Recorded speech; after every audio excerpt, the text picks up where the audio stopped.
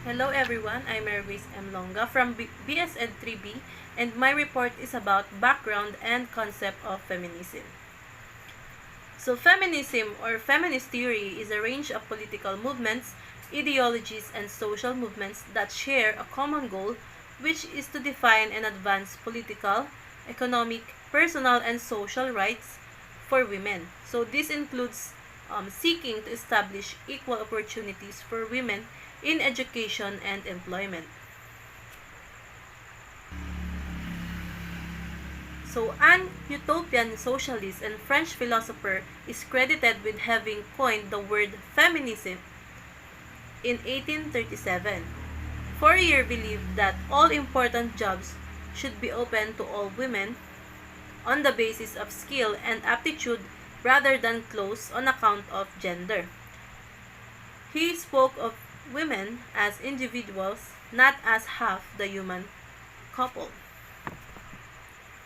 So, siya ang founder ng feminist tradition sa loob ng French socialism. At ang sabi niya pa, social progress and changes of historical period take place in the proportion to the advance of women toward liberty. And social decline occurs as a result of the diminution of the liberty of women.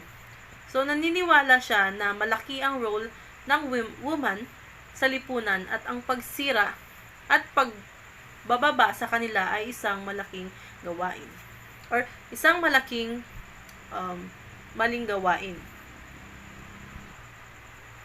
Feminist movements, the history of the modern Western feminist movements is divided into three waves.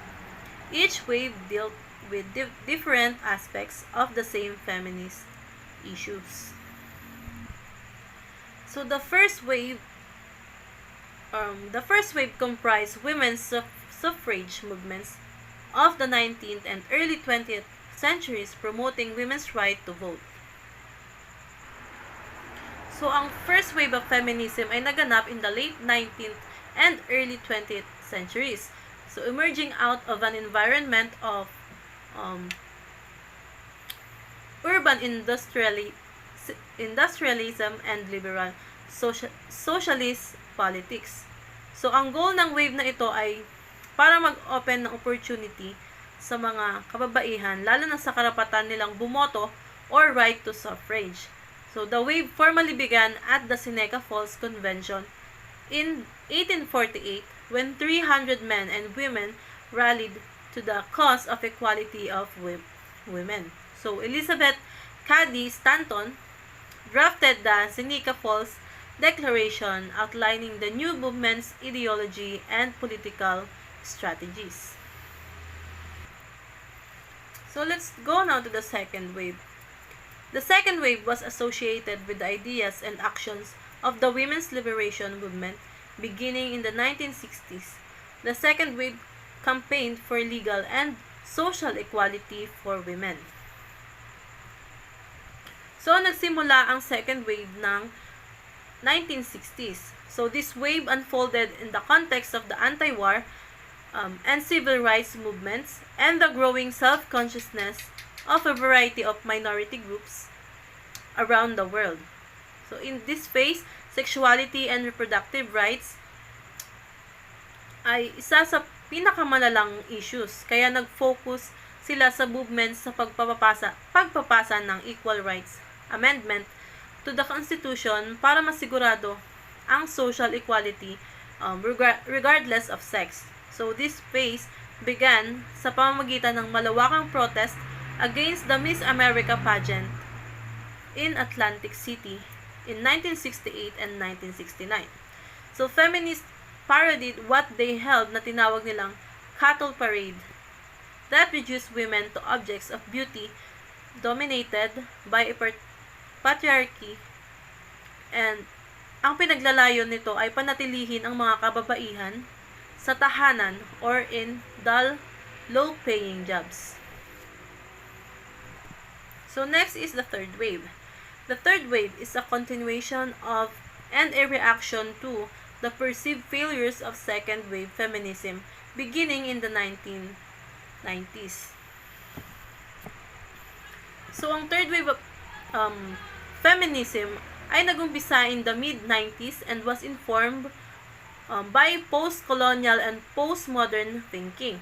So, in this space, many constructs were destabilized, kasama na po ang notions of universal womanhood, body, gender, sexuality, and heteronormativity.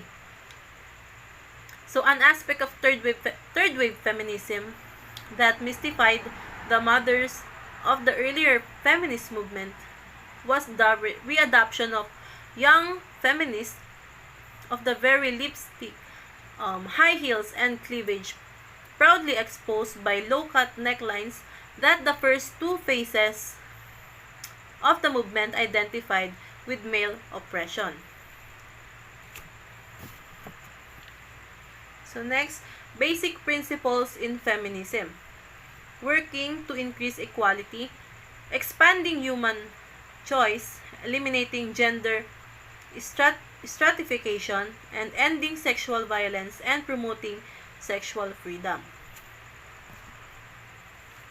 So, pinupush ng mga feminist na isulong ang pagbabago para makamit ang gender equality na kung saan may pantay na pagtanggap regardless sa kasarian. So, feminists believe that both men and women should have the freedom to develop their human interests and talents. So, even if those interests and talents conflict with the status quo. For example, if a woman wants to be a mechanic, she should have the right and the opportunity to do so.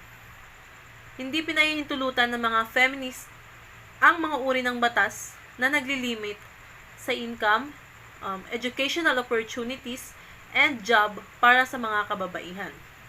So, ang mga feminist ay naniniwala na dapat ang mga babae ay may control sa kanilang kasarian and reproduction. So, what are the types of feminism? So, there are three basic forms of feminism. First is the liberal feminism, second is the social feminism, and third is the radical feminism. So, what is liberal feminism? Liberal feminism is an individualistic form of feminist theory which focuses on women's ability to maintain their equality through their own actions and choices. So, liberal feminists argue that society holds the false belief that women are, by nature, less intellectually and physically capable than men. So, nauunawaan ng ibang liberal na ang freedom ay isang personal autonomy o living a life of one's own, choosing a political autonomy, being co-author of the conditions under which one lives. So, while some historians call such folks new liberals, ang mga kababaihan ay may karapatan na kumilos na ayon sa kagustuhan nila. So, lahat ng kaya ng lalaki ay kaya din ng mga babae. Next is the social feminism. So, social feminism is a branch of feminism that focuses upon both the public and private spheres of a woman's life and argues that liberation can only be achieved by working to end both the economic and cultural sources of women's oppression. So, social feminists believe that women's liberation must be sought in conjunction with the social economic justice of all people. So, they see the fight to end male supremacy as key to social justice, but not the only issue.